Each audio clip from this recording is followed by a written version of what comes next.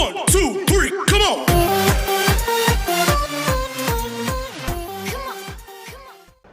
चलो good morning. तो देखते हैं आज का क्वेश्चन है अपना नेक्स्ट क्वेश्चन। दो क्वेश्चंस मैंने करके दिया नोट्स में से, आज का तीसरा क्वेश्चन है। तीसरा क्वेश्चन आपको नोट्स में नहीं मिलेगा, ये क्वेश्चंस मैं बुक में से करा रहा हूँ। ये क्वेश्चंस आपके स्क्रीन पे दिखेगा, जैसे ये अभी मैं ये बोल रहा हूँ इसके बाद ही आपको तुरंत आपको स्क्रीन पे दिखेगा, तो उसमें से आप नोट डाउन कीजिए और उसके बाद ये वीडियो को कंटिन्यू कीजिए। तो देखिए आप क्वेश्चंस आपको दिख जाएगा अभी, उसमें से आप पहले नोट डाउन कर लेना और उसके बाद ये वीडियो आगे कंटिन्यू करना, उसको स्टॉप करना, उसको लिख लेना और उसके बाद आगे वीडियो कंटिन्यू करना। तो देखिए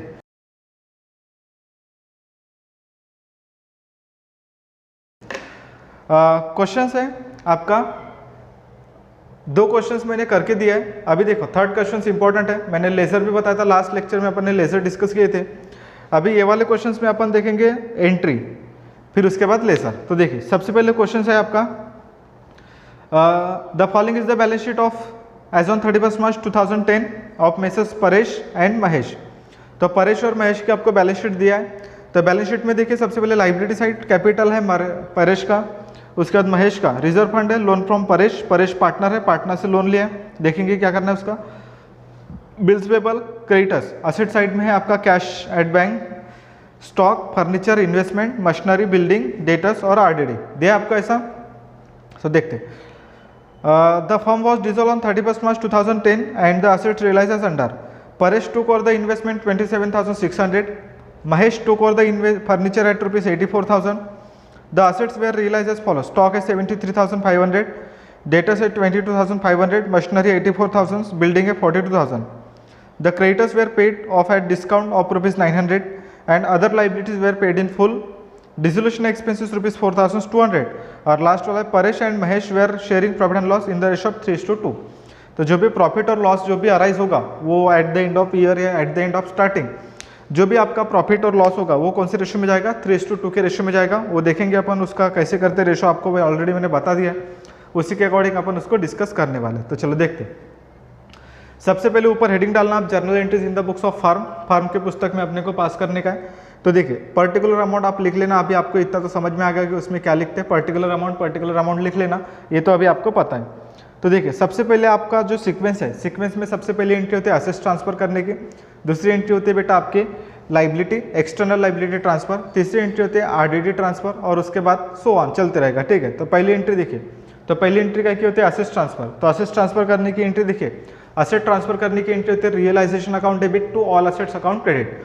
तो जो भी आपकी ऑल असेट्स है लेकिन चार चीज़ें नहीं आती, अगर से चार चीज़ें आपके बैलेंस शीट में दिखेगा, इसके अलावा जितनी भी एसेट्स है वो आप क्या करेंगे, ट्रांसफर करेंगे पहली एंट्री में। तो देखिए चार कौन कौन सी एसेट्स है सर, तो देखिए पहला कौन सी है sir, cash oblique bank, cash in hand, उसके बाद प्रॉफिट एंड लॉस अकाउंट और उसके बाद आरडीडी। ऐसी चार एसेट्स हैं जो नहीं आते, वो इसके अलावा बाकी जितनी भी एसेट्स है वो आप पहली एंट्री में ट्रांसफर करेंगे। तो देखिए क्या एंट्री है बात, तो पहली एंट्री आएगी आपकी realisation account debit to investment account credit, stock account credit, furniture account credit, machinery, building, debtors, ये सभी के सभी एसेट्स क्या होगी, ट्रांसफर होगी। तो देखिए इन्वेस्टमेंट का अमाउंट है 30,000, स्टॉक का अमाउंट है 75,000, फर्नीचर का अमाउंट है 90,000, मशीनरी का अमाउंट है 90,000 और बिल्डिंग का अमाउंट है 45,000 और लास्ट डेटर्स आपका 24,000।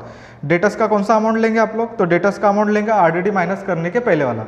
तो जो भी अमाउंट आएगा आरडीडी माइनस करने के पहले वाला वो अमाउंट आपको लेना पड़ेगा। तो कितना लेंगे बेटा, 24,000। इसका कुल मिला के जो टोटल है वो इसका जो टोटल है 30 + 75 + 90 + 90 + 45 + 24, ये सबका कुल मिला के जो टोटल होता है वो होता है 3,54,000। तो सबका प्लस करेंगे तो आंसर आएगा 3,54,000। और इसका जो नरेशन आएगा, being all real assets transfer to realisation, shortcut allowed नहीं है, मैं आपको कई बार बोल चुका हूँ, अभी भी बोल रहा हूँ, रियलाइजेशन पूरा लिखने का, उसके बाद ही आपको फुल मार्क मिलेंगे। क्लियर इतना, तो ये होगी आपकी पहली entry, all real assets transfer to realisation, जितनी भी, बट कैश नहीं आएगा, आरडीडी नहीं आएगा, इसके अलावा बाकी सब एसेट्स आ जाएंगे। ठीक है, आगे नेक्स्ट है आपका लाइबिलिटी ट्रांसफर। तो लाइबिलिटी में देखिए कौन कौन सी लाइबिलिटी आएंगे, तो देखिए सबसे पहले लाइबिलिटी में आएगा आपका बिल्स पेबल और बाद में क्रेडिटर्स। बिल्स पेबल और क्रेडिटर्स आपकी आउटसाइड लाइबिलिटी है। तो बिल्स पेबल, तो एंट्री क्या होगी, बिल्स पेबल और क्रेडिटर्स लाइबिलिटी बैलेंस है, मतलब क्रेडिट, तो एक बार क्रेडिट तो दूसरी बार क्या में आएगा, डेबिट में। तो एंट्री होगी bills payable account debit 6,000, creditors account debit 30,000, total मिला के हो जाएगा 36, रियलाइजेशन अकाउंट क्रेडिट आ जाएगा 36,000। क्लियर इतना।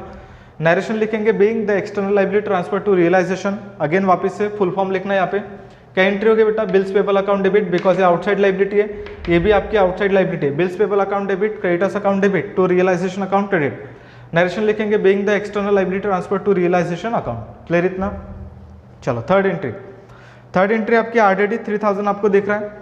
तो जो थर्ड एंट्री आरडीडी ट्रांसफर करने के पहले जो आपने डेटर्स का अमाउंट लिया था, कितना लिया था 24,000, अभी आरडीडी का अमाउंट कितना है 3000। तो एंट्री क्या होगी, आरडीडी वापस से क्रेडिट बैलेंस, मतलब RDD account debit to realisation account credit. Narration आएगा being RDD transfer to realisation, amount आप लिखेंगे 3000 रुपये, लिखेंगे ऐसा। तो ये होगी आपकी थर्ड एंट्री। समझ में आ रहा है बेटा? तो ये सीक्वेंस आप याद कर लीजिए, और इसके बाद एंट्री याद करना बहुत ईजी है और उसको पास करना भी बहुत ईजी है। क्लियर इतना? सीक्वेंस बात आपको याद रखना पड़ेगा, सीक्वेंस वाइज एंट्री सॉल्व करेंगे, ठीक है। आगे देखिए, रिजर्व फंड 30,000 आपको दिख रहा है। तो रिजर्व फंड कितना है 30,000। रेशो, पहला पार्टनर कौन है, परेश, दूसरा कौन है, महेश। सबसे नीचे वाले एडजस्टमेंट देखिए, वहाँ पे आपको रेशो दिखेगा 3:2।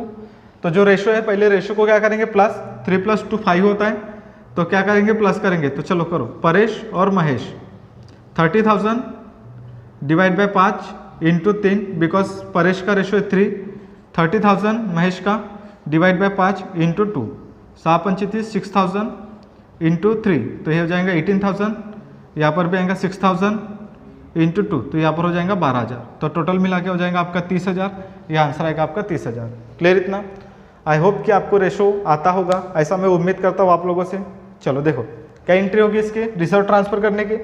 रिजर्व फंड अकाउंट डेबिट, वहाँ पे क्रेडिट, तो यहाँ पर कहीं में आएगा डेबिट में। Reserve fund account debit to Paresh capital account credit, Mahesh capital account credit.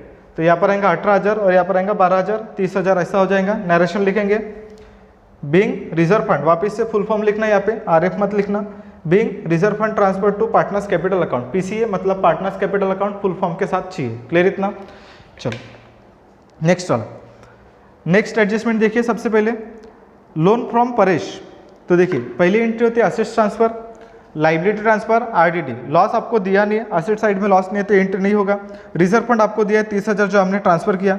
अभी देखो आपको बैलेंस शीट में और एक आइटम दिखेगा, लोन फ्रॉम परेश। तो मैंने परेश से लोन लिया 3,000 रुपये का, परेश कौन है, पार्टनर्स, तो उसका क्या करना पड़ेगा, पेमेंट।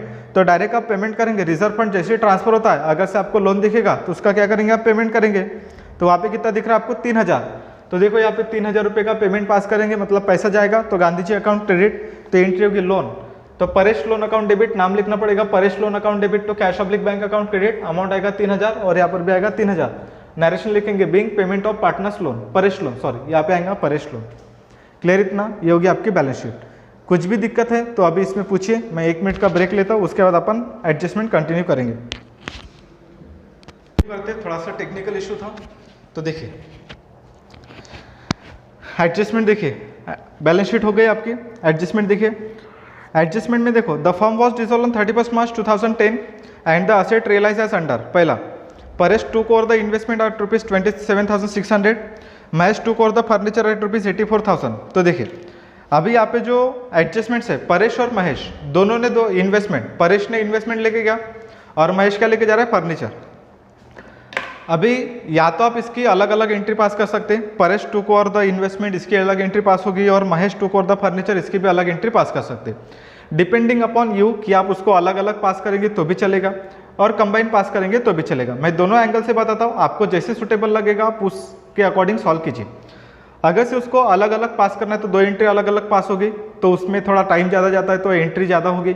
लेकिन आप उसको कंबाइन करेंगे तो भी आपको पूरे मार्क मिल जाएंगे। तो देखिए कैसे पास करेंगे, पहले मैं अलग बताता हूँ। मैंने वैसे तो यहाँ पे कंबाइन करके दिया है, पहले मैं अलग अलग बताता हूँ कैसे करना है और उसके बाद यहाँ पे जो मैंने लिखा है उसको भी लिख सकते हैं या जो मैं अभी बता रहा हूँ वो भी आप लिख सकते हो। तो अलग अलग एंट्री कैसी होगी बेटा, Paresh took over the investment, Paresh एक पर्सन है, एसेट लेके जा रहा है इन्वेस्टमेंट, तो एंट्री होगी Paresh capital account debit to realisation account credit, amount of लिखेंगे 27,600, नरेशन आएगा being investment taken over by Paresh. ये होगी पहली एंट्री। दूसरी एंट्री होगी Mahesh took over the furniture eight ₹84,000, इसकी एंट्री होगी Mahesh capital account debit to realisation account credit, narration आएगा being furniture taken over by Mahesh, 84,000 का अमाउंट आएगा, नरेशन आएगा बीइंग फर्नीचर, हो गया वो।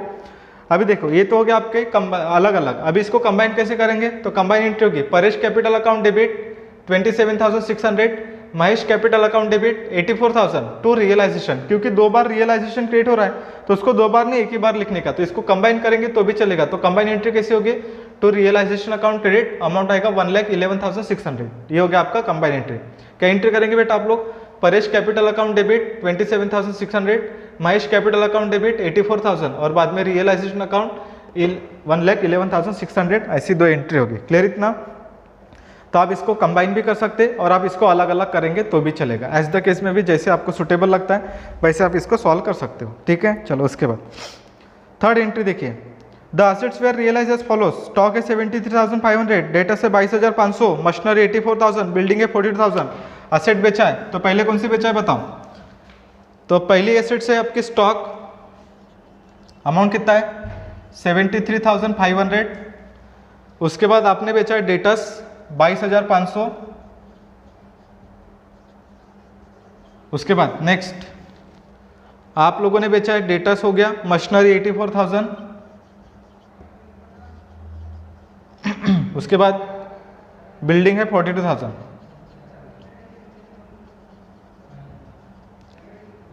इसका टोटल हो जाएगा आपका 2,22,000 टोटल होता है। ठीक है, इसका टोटल करेंगे तो आप हो जाएगा 2,22,000। तो एंट्री होगी असेट सोल्ड, असेट सोल्ड की एंट्री आपको पता है क्या एंट्री होती है बेटा बताओ, एंट्री होगी cash oblique bank account debit to realisation account credit. समझा क्या बेटे, cash oblique bank account debit to realisation account credit, narration का बीइंग असेट सोल्ड, अमाउंट लिखेंगे 2,22,000, पूरी की पूरे असेट्स को टोटल करना और उसके बाद यहाँ पे उसका टोटल लिखना। क्लियर इतना, ये उसका टोटल है। स्टॉक 73,500, डेटा से 22,500, उसके बाद 84,000 और उसके बाद 42,000, टोटल करेंगे तो आपका टोटल हो जाएगा 2,22,000। उसके बाद इंपॉर्टेंट नेक्स्ट देखिए, पढ़ता हूँ मैं, आप ध्यान दीजिए। सबसे पहले लास्ट वाली देख लीजिए, फिर मैं आपको चौथी कराता हूँ। तो लास्ट वाली देख लीजिए, क्या है डिसोल्यूशन एक्सपेंसेस पेड। तो डिसोल्यूशन एक्सपेंसेस कितना है बेटा आपका, तो डिसोल्यूशन एक्सपेंसेस है आपका 4,200। तो डिसोल्यूशन एक्सपेंसेस मतलब है एक्सपेंसेस है तो डेबिट में आएगा, तो एंट्री होगी realisation account debit to cash oblique bank account credit 4,200, narration आएगा being dissolution expenses paid, amount आएगा 4,200। ये हो गया आपका बेसिक। अभी देखो लास्ट वाली entry, the creditors were paid off at discount ₹900 and other liabilities were paid in full. तो क्रेडिटर्स को अपने को पे करना है बट कितने में बेटा, डिस्काउंट में। तो ध्यान दीजिए यहाँ पे सबसे पहले लाइबिलिटी, तो लाइबिलिटी में देखिए क्रेडिटर्स कितना है, टोटल अमाउंट, बुक वैल्यू देखो आपको, बुक वैल्यू आपको मिलेगा, बुक वैल्यू है आपका 30,000, लेकिन आपको पूरा का पूरा 30,000 पे नहीं करना है। उन्होंने बोला है कि क्रेडिटर्स को आपको पे तो करना है but creditors has paid rupees discount at 900, मतलब क्रेडिटर्स को आपको पे करना है बेटा डिस्काउंट में। डिस्काउंट क्या करेंगे, माइनस करेंगे, कितना है डिस्काउंट 900, तो बचेगा कितना 29,100। ये हो गया आपके क्रेडिटर्स का। तो 29,100 आपको पे करना है क्रेडिटर्स को। हमेशा ध्यान रखना डिस्काउंट हमेशा माइनस होता है, डिस्काउंट की एंट्री कोई भी पास नहीं होती है। तो जितना बुक वैल्यू है उसमें से 900 माइनस करेंगे, बचेगा 29,100। ये आपको पे करना है, किसको बेटा, क्रेडिटर्स को, ये पे करना है। और उसने बोला कि जो अदर लाइबिलिटी है, तो अभी बचा कौन सा, ये देखिए क्रेडिटर्स हो चुका है, बचा कौन सा 6,000 मतलब बिल्स पेबल, तो इसको भी यहीं पर पे कर दीजिए, बिल्स पेबल। उसने फुल बोला है तो फुल मतलब पूरा, तो टोटल हो जाएगा 35,100। तो टोटल हो जाएगी आपकी 35,100। ये होगी आपकी एक्सटर्नल लाइबिलिटी 35,100। तो एक्सटर्नल लाइबिलिटी पेड की एंट्री होगी realisation account debit to cash oblique bank account credit. और एक लाइबिलिटी लोन की, तो लोन हमने ऑलरेडी यहाँ पे कर दिया, तो इसको वापस से यहाँ पे प्लस मत करना। ये एक्सटर्नल लाइबिलिटी नहीं है, उसको अलग से सेपरेट किया जाता है, इसलिए अलग से लिखा जाएगा वो। तो एक्सटर्नल लाइबिलिटी कौन कौन सी आएगी बेटा, क्रेडिटर्स आएगा 30,000 बुक वैल्यू, बट 30,000 में से आपको क्या करना है, माइनस करना है पहले 900 रुपये।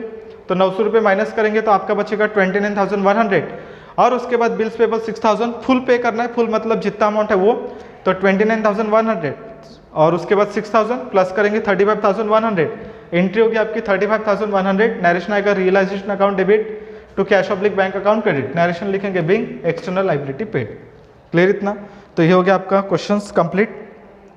लास्ट वाले एडजस्टमेंट कोई काम की है नहीं, 3:2 है वो रेशो आपको दिया है, वो कोई काम का होता नहीं। जब कोई प्रॉफिट और लॉस आएगा उस रेशो को बांटने में काम में आएगा। क्लियर इतना, तो चलो ये क्वेश्चन यहाँ पे कंप्लीट होता है। कल मिलेंगे अपन इसके लेसेस के साथ, तब तक आप इसको प्रैक्टिस कीजिए, एक बार नहीं 2 बार कीजिए तो अच्छा रहेगा। क्लियर इतना, और इसके बाद मैं आपको होमवर्क देते जाऊँगा।